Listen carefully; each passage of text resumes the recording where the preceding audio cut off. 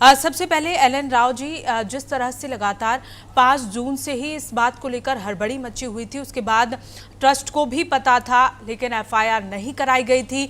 Ayodhya police फिर 26 जून को दबिश देती है और एक ही जगह बिना कष्ट किए लॉकर से 80 लाख के करीब रुपए बरामद हो जाते हैं और उसके बाद फिर पूछताछ भी नहीं की जाती है। पैसे लेकर आरोप लगा दिया जाता है कि हाँ, चंदा चोरी हुआ था। अब इससे लेकर तमाम सवाल अयोध्या पुलिस पर भी खड़े हो रहे हैं।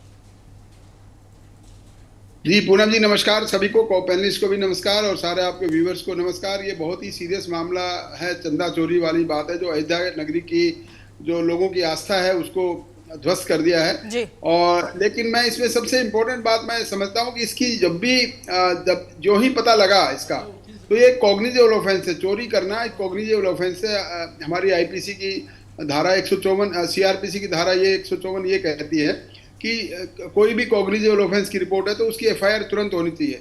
मुझे समझ में नहीं आ रहा था इसको एफआईआर करने में देरी क्यों की गई और इस एफआईआर करने से पहले एसआईटी का गठन क्यों किया गया। एसआईटी का मतलब होता है स्पेशल इन्वेस्टिगेशन टीम, और वो तभी होती है जब इन्वेस्टिगेशन शुरू होती है, और इन्वेस्टिगेशन शुरू होती है एफआईआर दर्ज होने के बाद।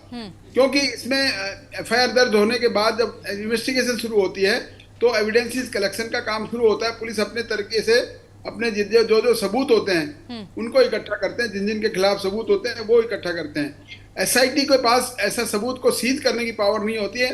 पुलिस ऑफिसर जो इन्वेस्टिगेटिंग ऑफिसर होता है उसके पास वो पावर होती है कि कोई भी डॉक्यूमेंट, कोई भी ऐसी पदार्थ है, कोई रुपया है, कोई संपत्ति है, उसको सीजर बनाने का, सीज करने की, उसको पुलिस के कब्जे में लेने का उसका अधिकार है। वो इसके बाद काफी दिनों बाद जब एफआईआर हुई तभी वो शायद शुरू हुआ है बाद में।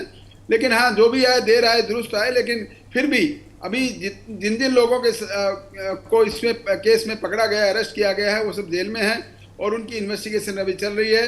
पता ये लगाना कि कितना पैसा चोरी किया गया था, कितना पैसा कहाँ कहाँ किस किस के पास गया, उसका आगे अल्टीमेट क्या रिजल्ट रहा, उसकी रिकवरी करना बड़ा जरूरी है। खाली केस दर्ज करके किसी को पकड़ लेना ही काफी नहीं है। मैं समझता हूँ इसकी रिकवरी, पैसे की रिकवरी करना बहुत जरूरी है और वो रिकवरी होने के बाद में फिर वो पैसा वापस ट्रस्ट को जाना चाहिए, ऐसा मेरा मानना है। तो ये मैं समझता हूँ पुलिस शायद अभी इसमें इस कार्रवाई में लगी होगी और इसको जल्द से जल्द पूरे के पूरे पैसा जितना गबन किया गया बताया है वो सारे का सारा पैसा रिकवर होगा, तो लोगों को जो आस्था जो खत्म हुई है आस्था, बिल्कुल वो वापस कहीं ना कहीं मिल पाएगी। बिल्कुल। गणेश दत्त पांडे जी भी हमारे साथ जुड़े हुए हैं। गणेश जी, जिस तरह से करोड़ों की बात कही जा रही थी, अब जो बात है वो 80 लाख 90 लाख रुपए के ऊपर अटक गई है और जिस तरह से बीड़ा उठाया है बार एसोसिएशन की ओर से कि किसी भी आरोपी का केस नहीं लड़ा जाएगा और जब तक पूरी तरह से एफआईआर दर्ज नहीं हो जाती वो जो है ये आंदोलन जो है करते रहेंगे। जिस तरह से आवाज उठाई गई है और प्रदर्शन किया जा रहा है इसे लेकर।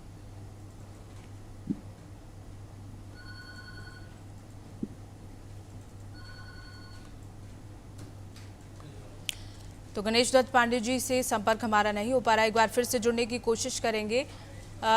बिल्कुल गणेश जी, आप तक आवाज हमारी पहुंच पा रही है? जी बिल्कुल बिल्कुल। जिस तरह से करोड़ों की बात कही जा रही थी और अब लाखों पर बात आकर टिक गई है, ऐसे में बार एसोसिएशन की ओर से भी बीड़ा उठा लिया गया है कि अब एफआईआर दर्ज कराई जाएगी और किसी भी आरोपी का केस जो है वो वकील नहीं लड़ेंगे। अधिवक्ता जी, हमारे एसोसिएशन ने हेलो जी जी बोलिए। जी, हमारे बार एसोसिएशन ने ऐसा तय किया है कि इसमें किसी भी आरोपी का मुकदमा जो है हमारे बार एसोसिएशन के किसी सदस्य द्वारा नहीं लड़ा जाएगा। ऐसा जो है बार एसोसिएशन ने तय किया है।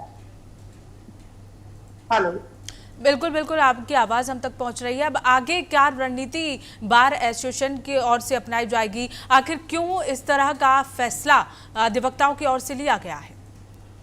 देखिए, इसमें जो छोटे छोटे लोग हैं उन्हीं लोगों के खिलाफ एफआईआर दर्ज कराया गया और वास्तव में जो असली दोषी हैं जिनके इशारे पर एक पूरा कार्य हुआ है उन लोगों को पूरा बचाया गया है। पूरा प्रशासन और पूरी सरकार उन लोगों को बचाने में लगी हुई है।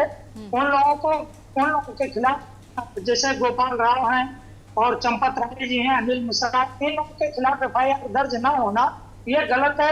इन लोगों के इशारे पर ये सारी चोरी हुई और यही लोग पूरा मालिक थे। श्री चंपक राय जी जो है वो हर बिंदु पर अपना राय देते थे कि यहाँ से ईटा आ रहा है, यहाँ से पत्थर, यहाँ से इतनी नींव खोदी जा रही है। हर बिंदु पर वो आधिकारिक बयान देते थे और इतनी बड़ी चोरी हो गई और उनको कुछ पता नहीं। वो कह रहे थे कि जो है अभी थोड़ा ऑडिट के रिपोर्ट में आएगा, हमारे यहाँ कोई चोरी नहीं हुई है, ऑडिट के रिपोर्ट में आएगा तो देखा जाएगा। तो इसके पहले ही उन्होंने से जो है रिकवरी करवा लिया, 10 लाख रुपए जो है अंकल मिश्रा के यहाँ से रिकवरी कराए। जी। तो उन सब पैसों का तो कहीं कोई जिक्र ही नहीं है। तो इस तरह से ये मामला करोड़ों का नहीं, हमें तो लगता है हजारों करोड़ का मामला है। अभी दिन से सिंडिकेट चल रहा था और ये सिंडिकेट अभी यहाँ विराजमान है, कहीं इधर उधर गया नहीं है और अभी भी इन लोगों के देख रेख में सारा कार्य चल रहा है।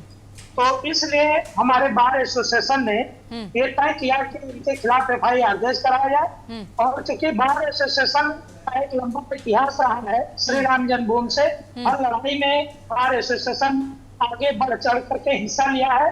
तो ऐसे में हमारे प्रभु श्री राम जी का जो है जो चंदा चोरी हुआ, इसीलिए बार एसोसिएशन आहत होकर के पूरे एक मत होकर के इन लोगों के खिलाफ FIR दर्ज कराने के लिए तैयार। बिल्कुल।